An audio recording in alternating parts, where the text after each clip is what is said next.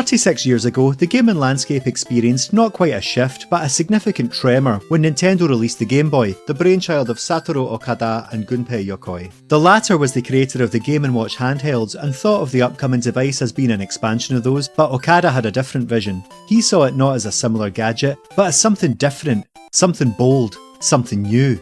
A console in its own right, like a portable version of the NES with interchangeable cartridges. Yokoi eventually acquiesced and the Game Boy was born. This big grey brick of joy started a long line of handhelds which have evolved alongside Nintendo's main machines, the two often propping each other up through the decades and finally converging with the hybrid Switch and this year's successor to it.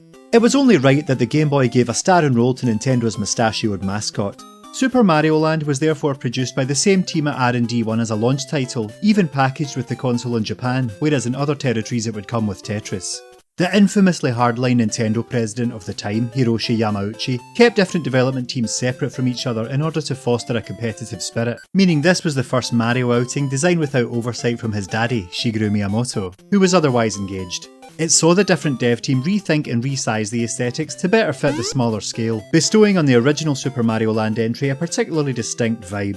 It's as though they were starting over again, rebooting the series while unfettered by expectation, adding many exotic ingredients to the Mario recipe, including unique areas and characters. In this video, we're going to revisit the first Super Mario Land and explore the ways in which it rewrote the rules by employing novel ideas and cultural inspirations.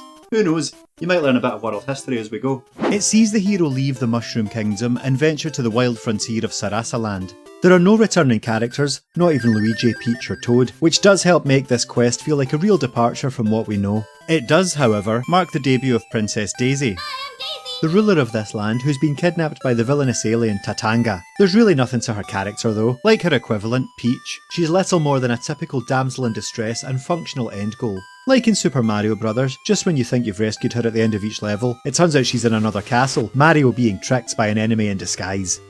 The name Sarasa Land refers to textiles brought from India to Japan by European importers during the Edo period in the 16th century.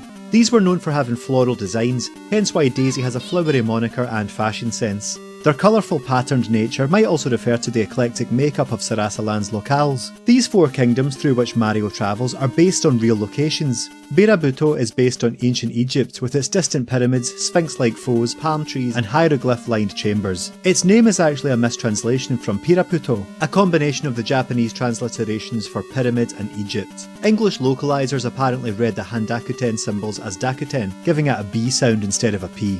The second kingdom, Muda, is more ambiguous. It might be a combination of the mythical lost continent of Mu and the Bermuda Triangle, given its aquatic setting and the presence of UFOs.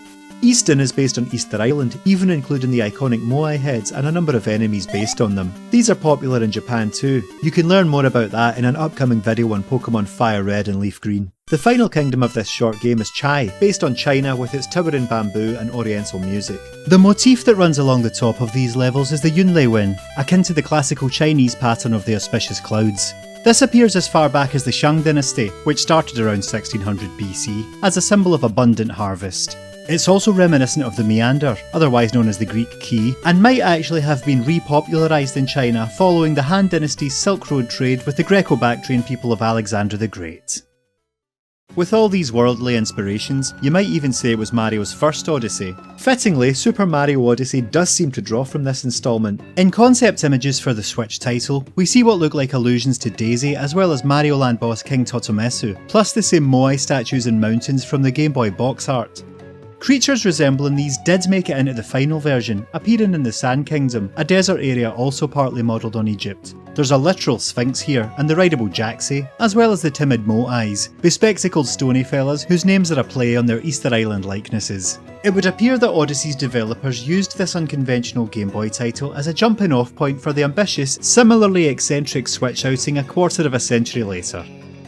The baddies that we encounter throughout Super Mario Land resemble their more familiar counterparts but are subtly different in small ways that can force you to rethink your approach to dealing with them. Knockabon, for instance, are ostensibly Koopa Troopas, but after being jumped on, their shell becomes a bomb that'll hurt Mario if he lingers around it too long, even though muscle memory might make you want to kick him. Others though are functionally the same. Chibibo are the distant and equally unintimidating cousins of Goombas, while Pakun and Gira, the regional variants of piranha plants and bullet bills, also don't differ in any meaningful way. There are a few interesting exclusives though, which embody the game's melting pot of cultural influences. Pionpei are based on the Jiangxi, otherwise known as the Chinese hopping vampire. It's an undead being from the folklore of that country that leaps at people in the night, and which has even inspired its own genre of horror. Further Odyssey concept art shows what appears to be a costume resembling a Jiangxi. It appropriately haunts the Chai Kingdom. Similarly, the boss here, Bio Quinton, likely takes its name from the Quintuun, a cloud used as a form of aerial transport from the classic Chinese novel Journey to the West, which later served as the basis for Monkey and Dragon Ball. These Eastern inspirations would continue in the sequel, which I'll discuss next time. Muda's guardian, meanwhile, is Dragon Zamasu. As well as a literal sea dragon, the dragon part of its name might refer to Tatsu no Otoshigo, the Japanese term for seahorse. This literally translates as dragon's illegitimate child, in reference to how seahorses are often associated with oceanic dragons in Japanese mythology. Same reason that Pokemon's horsey line are tangentially dragons, as well as other seahorse-like characters throughout Japanese media.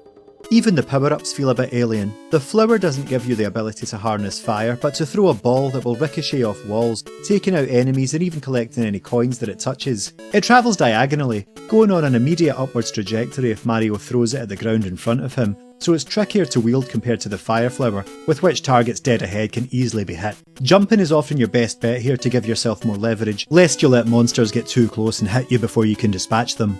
The green 1-up mushroom is replaced with a heart, no doubt because they're more visually distinctive than trying to differentiate between two fungal items within the monochrome graphics. It can be a tricky game to master. It doesn't quite have the tight controls one would expect of the Mario brand, and doesn't really allow for the intuitiveness that a seasoned player might have developed. It's still recognisable in terms of obstacles, although it does boast some twists. At the end of each standard level are two doors, one on the ground and one higher up. Much like grabbing the top end of the flagpole in Super Mario Bros. Would reward you with more points or even an extra life, reaching the upper door here via a platforming challenge initiates a bonus round. Depending on where you press A to stop the roulette, Mario will walk forward, climbing the ladder if it stops in his path, and grabbing the goodie at the end. You'll also get a shot at this after each boss battle. There are even Gradius-style side-scrolling shooting stages, where Mario boards a submarine or plane. These are such a left-field but fun shake-up, allowing you to move freely around the whole screen and blast your way through an onslaught of enemies and walls of blocks, almost like something from the bullet hell genre. It's such a wacky, out-of-place idea that it's sort of amazing to see it occur within an early Mario game. The soundtrack features jingles and earworms befitting the series. The tune When You Collect a Star is a rendition of Orpheus in the Underworld, better known as the Can-Can music.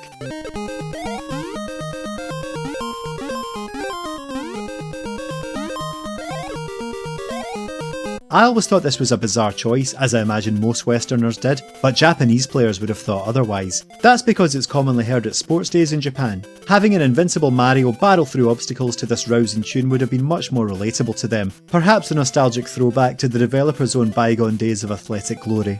As well as taking cues from real-life culture, the game also inspired it externally. English DJ Simon Harris, under the moniker Ambassadors of Funk, actually recorded an electro house song named after the game in 1992, sampling the music from the first level. He did this without permission, something that sounds unthinkable nowadays, especially when it comes to a fiercely protective company like Nintendo, but it turned out they loved the song, which ultimately got to number 8 in the UK singles chart. This actually led to Harris creating an entire album of Mario-related beats, dubbed Super Mario Compact Disco. It was only released in Japan, but it's available to listen to here on YouTube.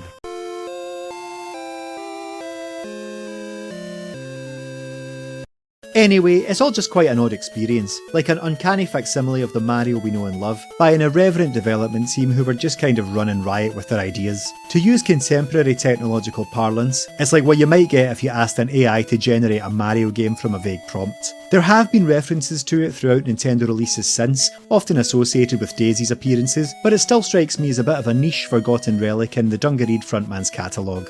I don't think that it deserves such a fate though, as I'm quite fond of it when I'm in the right mood. It was one of the first Game Boy titles I owned, it might actually have been the first one I ever played, and an impromptu run through last year via Switch Online rekindled my appreciation for it. That said, I don't think many would disagree that it's not quite up to the usual standard of platforming brilliance, and it's insultingly brief with only 12 levels, but nevertheless it did become the 4th best-selling Game Boy game, shifting enough units to merit a follow-up. Join me next time when we'll be looking at Super Mario Land 2, 6 golden coins. In the meantime, bounce a Super Ball off that subscribe button if you enjoyed the video and share your thoughts below.